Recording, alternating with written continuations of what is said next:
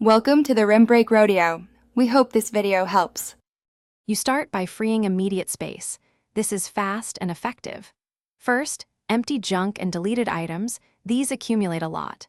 Next, sort your inbox by size and flag messages over 1 MB to target big attachments. Once done, check archive and remove unused PSD files stored locally. They can count toward limits.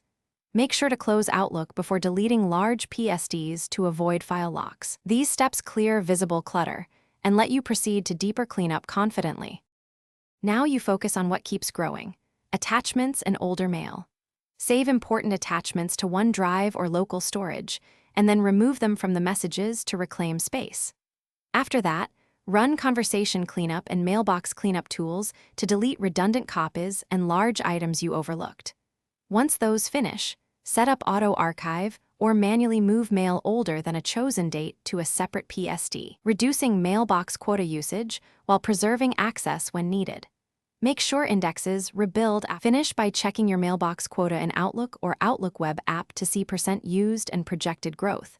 This tells you if further action is needed. If space remains tight, request a quota increase from your admin or enable an online archive for long-term retention. If you see synchronization errors or folders not updating, repair the OSD/PSD or recreate your Outlook profile.